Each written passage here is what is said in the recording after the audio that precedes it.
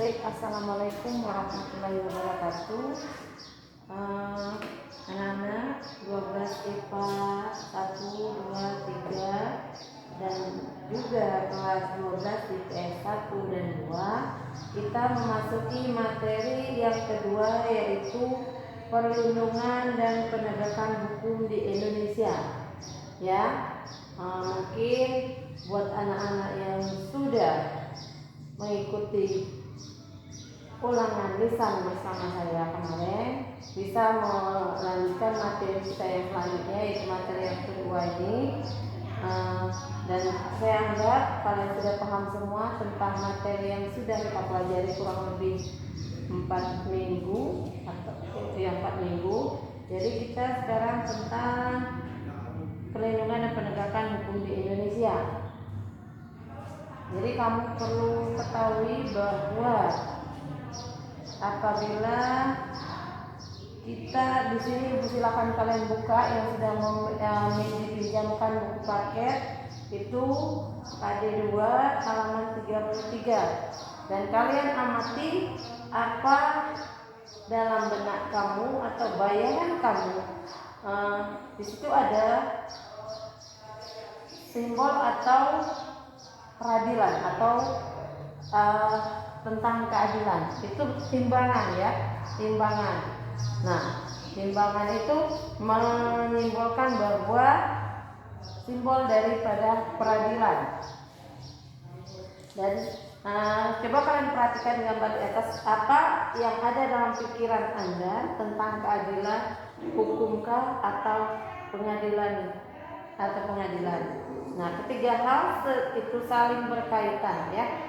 Kalau mengenai keadilan pasti ada hukuman, pasti ada pengadilan, dan juga ada yang namanya keadilan, ya. Tuh.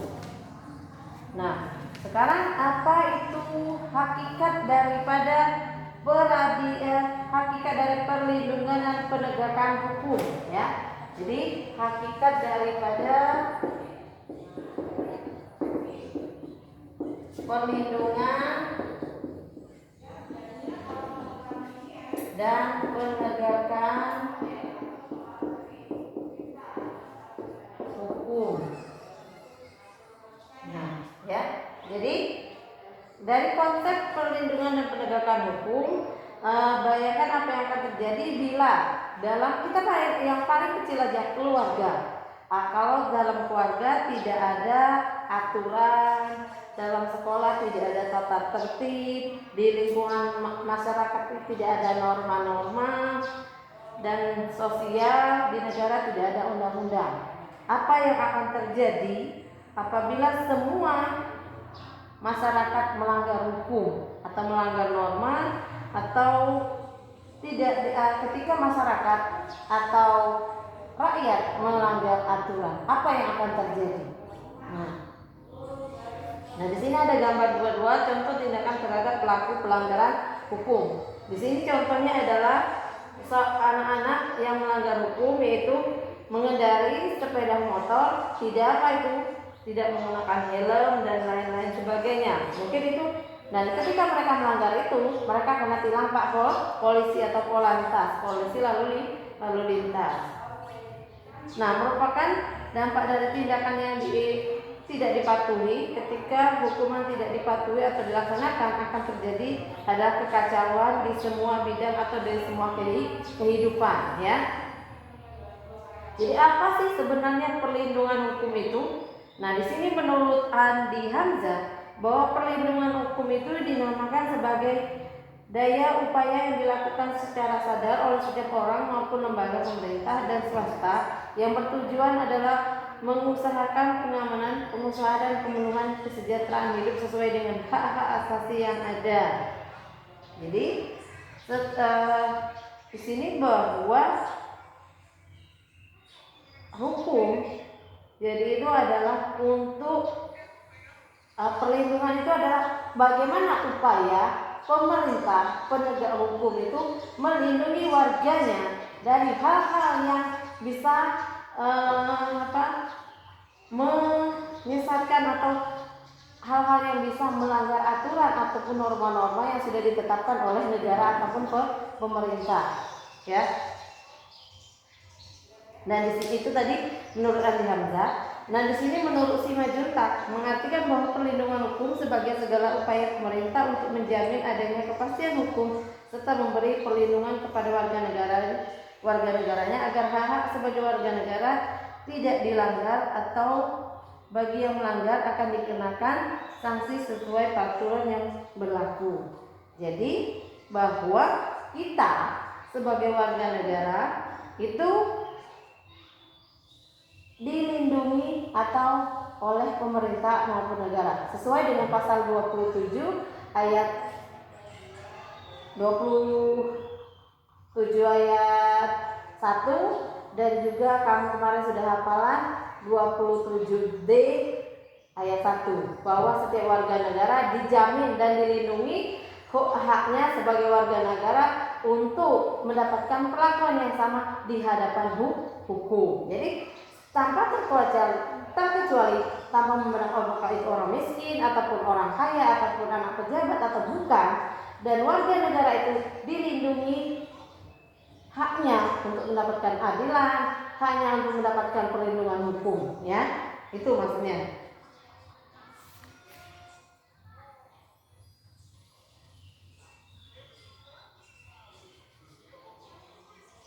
Mungkin nah di sini bahwa dalam Undang-Undang Nomor RI Nomor 8 Tahun 99 tentang perlindungan konsumen. Undang-undang ini mengatur segala hal yang menjadi hak dan kewajiban antara produsen dengan konsumen. Ini bisa dikatakan mengenai ekonomi. Kalau tadi hakikat, sekarang halaman selanjutnya halaman 37, pentingnya perlindungan dan penegakan hukum, ya. Jadi apa yang Anda rasakan apabila ketika ulangan ada yang mendetek tetapi tidak ditegur oleh guru, atau apa yang Anda rasakan ketika orang tua tidak menegur anaknya yang melakukan kesalahan apabila kesalahannya yang fatal.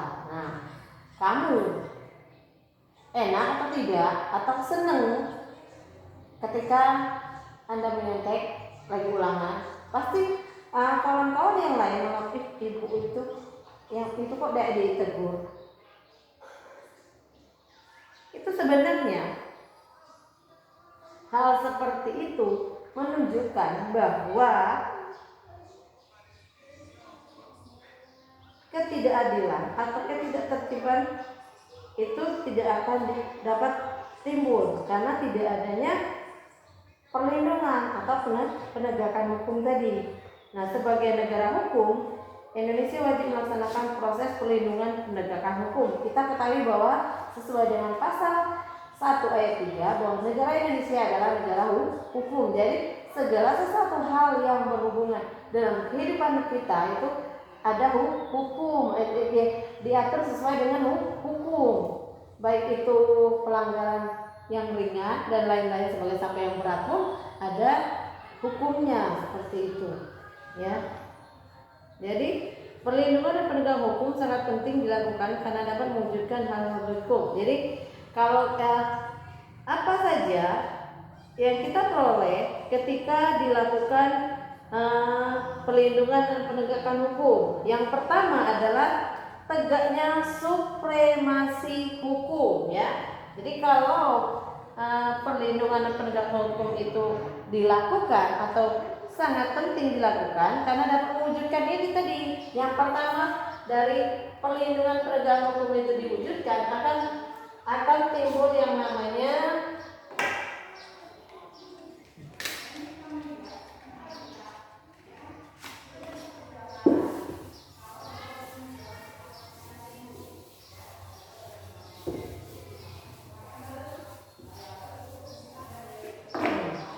jadi kalau perlindungan tadi dan penegakan hukum akan terwujud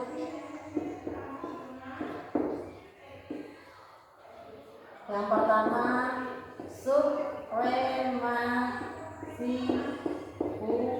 hukum. Apa itu supremasi hukum? Bahwa hukum itu mempunyai kekuatan mutlak untuk mengatur pergaulan manusia dalam berbagai macam kehidupan. Dengan kata lain, bahwa tindakan warga negara maupun pemerintah itu selalu berdasarkan pada hukum yang berlaku sesuai dengan itu tadi kata Ibu, pasal 1 ayat 3 bahwa negara kita adalah negara hukum. Jadi segala sesuatu baik itu pemerintah maupun warga negara itu diatur mutlak oleh hukum. Itu yang dimaksud dengan supremasi hukum. Terus yang kedua atau ini B, tegaknya keadilan. Jadi kalau perlindungan penegakan hukum itu akan terjadi tadi tegak keadilan, jadi akan adil di dunia ini. Kalau sudah berlaku adil, tidak akan lagi ada orang yang istilahnya mau menyalahkan atau pemerintah ataupun mau menuntut hak, karena sudah negara maupun warga negara sudah berlaku adil. Atau penegak hukum tadi seperti polisi, hakim dan lain sebagainya, mereka sudah berlaku adil atau tegaknya keadilan. Yang ketiga, mewujudkan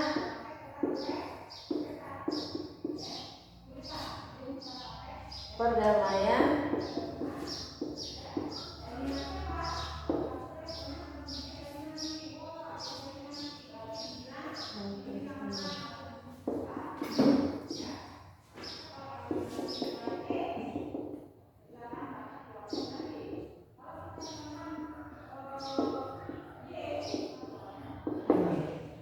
mewujudkan perdamaian dalam kehidupan bermasyarakat, ya. Jadi itu hal-hal atau yang akan terwujud apabila perlindungan penegakan hukum itu sudah dilakukan atau dapat diwujudkan. Akan timbul 3 hal ini, ya.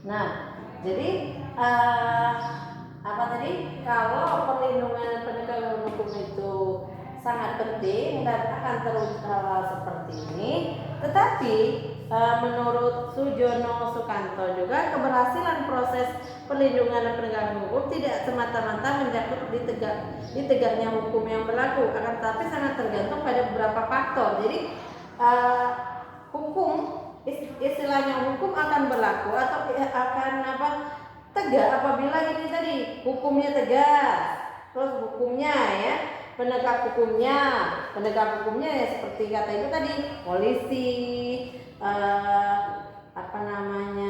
jasa hakim itu. Dan apabila penegak hukumnya tadi menjalankan tugasnya dilakukan lebih mengutamakan keadilan dan profesionalisme, tidak mau, kalau polisi tidak mau istilahnya ketika warga ada yang melanggar lalu lintas tidak akan mau disogok dengan ini uang, seperti itu. Atau hakim ketika mau memutuskan perkara karena ada yang bayar itu biar dia tidak dihukum berat, itu istilahnya disogoklah hakim tuh seperti itu. Nah, dan mereka kalau mereka sudah penegak hukum tadi, hakim, jaksa dan lain sebagainya ataupun lawyer atau pengacara melaksanakan tugasnya dengan lebih mengutamakan keadilan dan profesionalisme sehingga menjadi patutnya masyarakat dan serta mereka percaya terhadap penegak hukum seperti itu. Terus yang ketiga adalah masyarakat. Jadi masyarakat itu maksudnya di sini bahwa warga masyarakat harus mengetahui dan memahami hukum yang berlaku. Kita juga harus tahu hukum, aturan atau masyarakat harus tahu ketika berlalu lintas atau ketika mengendari sepeda motor harus menggunakan helm, harus mempunyai SIM ketika juga membawa mobil juga seperti itu, tidak boleh melanggar aturan. Kalau tidak istilahnya ada lampu lalu lintas harus dipatuhi seperti itu. Terus sarana dan fasilitas. Nah, sarana dan fasilitas ini mendukung penegakannya hukum. Jadi sarana dan fasilitas tersebut mencakup tenaga medis, tenaga manusia yang terdidik dan terampil. Jadi istilahnya itu tadi, bahwa penegak hukum itu harus profesional, harus mengutamakan keadilan, terus kebudayaan. Ini sebagai hasil karya atau cipta dan rasa yang didasarkan pada karsa manusia di dalam pergaulan hidup. Nah,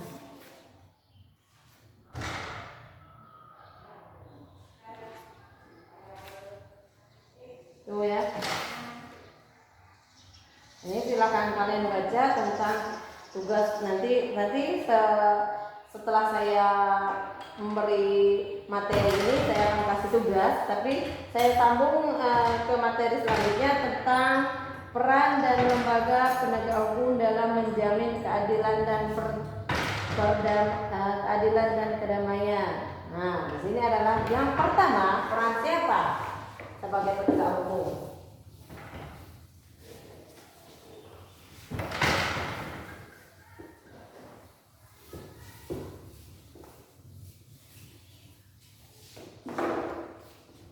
Jadi peran lembaga penegak hukum dalam menjamin keadilan dan kedamaian.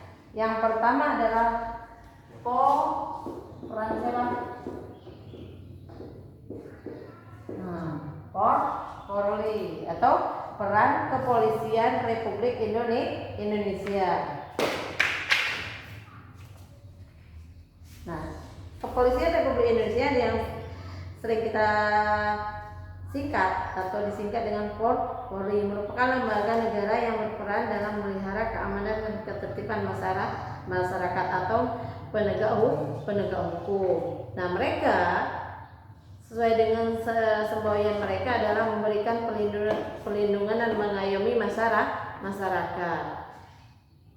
Sesuai dengan Undang-Undang KUHP bahwa Polri sebagai penyidik utama yang menangani setiap kejahatan secara umum dalam rangka menciptakan keamanan negeri sesuai dengan pasal 16 Undang-Undang RI nomor 2 tahun 2002 tentang Kepolisian Republik Indonesia telah menetapkan kewenangan sebagai berikut. Itu ada, silakan kalian buka halaman 41. Itu ada kewenangan dari Polri dari A sampai dengan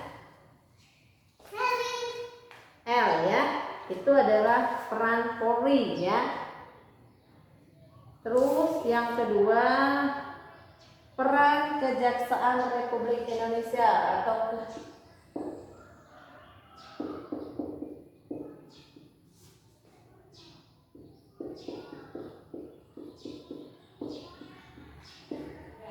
Kejaksaan RI. Nah, Kejaksaan Republik Indonesia adalah lembaga negara yang melaksanakan kekuasaan negara, khususnya di bidang penuntutan, ya, itu penuntut umum. Nah, di sini ada di bidang keberadaan Kejaksaan Republik Indonesia diatur dalam Undang-Undang Nomor 16 Tahun 2004 tentang Kejaksaan Republik Indonesia. Berdasarkan undang-undang tersebut bahwa kejaksaan sebagai salah satu lembaga penegak hukum. Jadi lembaga hukum dituntut untuk lebih berperan dalam menegakkan supremasi hukum, perlindungan dan kepentingan umum penegak asasi manusia. Jadi terutama mereka adalah untuk memberantas KKN. Nah, adapun kejaksaan dikelompokkan dalam 3 bidang, yaitu di bidang pidana, di bidang perdata, di bidang ketertiban ketentraman umum. Nah, jadi peran dia itu ada 3 di peran sini. Ya, jadi peran kejaksaan itu sebagai apa saja.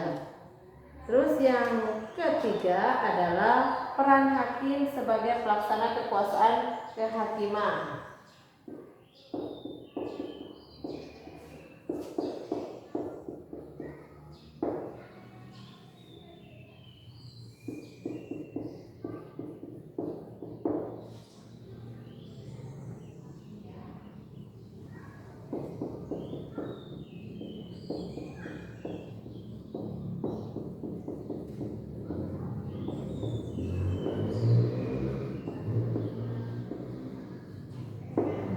Nih, ya.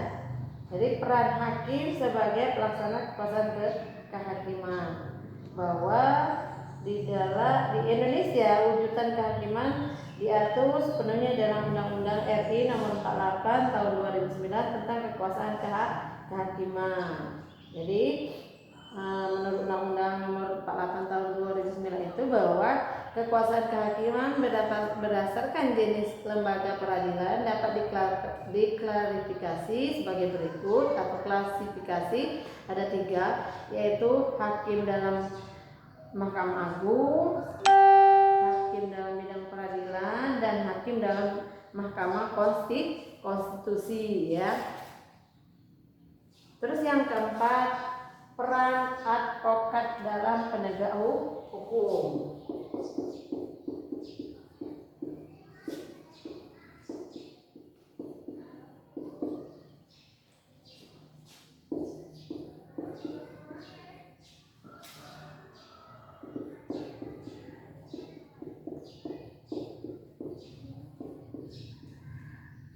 Ini peran advokat dalam penegak hukum atau pengacara. Advokat itu, advokat adalah orang yang berprofesi memberikan jasa hukum baik di dalam maupun di luar peradilan. Jadi dalam peradilan itu juga ada peran lawyer atau advokat, ya. Jasa hukum yang diberikan berupa memberikan konsultasi hukum, bantuan hukum, menjalankan kuasa, mewakili, membela, mendampingi, dan melakukan tindakan hukum, ya.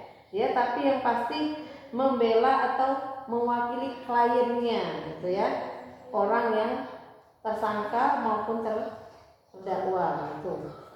Nah, di sini tentang peran advokat dalam penegak hukum itu diatur dalam Undang-Undang Nomor 18 Tahun 2003 tentang advokat. Melalui undang-undang ini, setiap orang yang memenuhi persyaratan dapat menjadi seorang advokat, ya.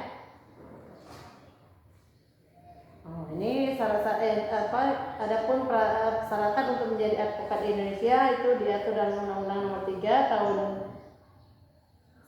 2003, ya. Undang-Undang Nomor 18 tadi. Tuh. Nah, sini peran advokat itu di sini menurut Undang-Undang Nomor 18 Tahun 2003 itu ada di halaman 47, kurang lebih ada 6, ya, peran advokat sebagai penegak hukum, ya. Terus yang terakhir, peran Komisi Pemberantas Korupsi atau KPK, ya. Peran daripada KPK.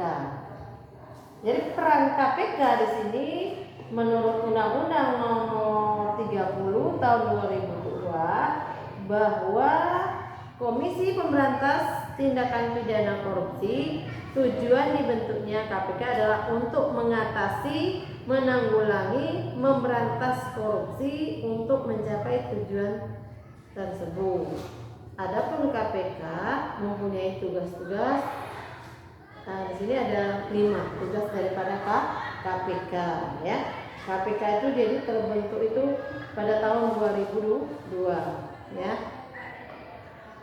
Nah, selain memiliki tugas tersebut, komisi ini memiliki beberapa kewenangan. Tadi tugasnya dan juga ada wewenangnya. Itu ada 5 wewenang daripada KPK, halaman 49. Dalam menjalankan tugas dan wewenangnya, KPK berpedoman pada azas sebagai itu: kepastian hukum, keterbukaan, akuntabilitas, dan kepentingan umum, serta proporsionalitas. Jadi mereka juga ketika melakukan kewenangan dan tugasnya, dia harus berpedoman kepada 5 azas ini, ya. Tidak boleh, jadi harus berdasarkan 5 azas ini. Mungkin sampai di sini dulu materi kita. Silahkan kalian tonton dan dengarkan pembelajaran yang saya berikan ini. Nanti setelah kalian Saya berikan aksen link dan juga video ini, silahkan kalian dengarkan dan tonton video ini. Mungkin kalian sudah bosan belajarnya tidak pernah tatap muka, jadi mungkin saya tidak tatap muka langsung dengan kamu, tapi kamu bisa mendengarkan suara saya dan penjelasan saya mengenai KD kedua ini. Mungkin Ibu akhiri saja, nanti saya kasih tugas untuk penjelasan saya ini, nanti saya tugas. Silakan kalian dengar dan kalian perhatikan dan kalian simak. Mungkin Ibu akhiri. Wassalamualaikum warahmatullahi wabarakatuh.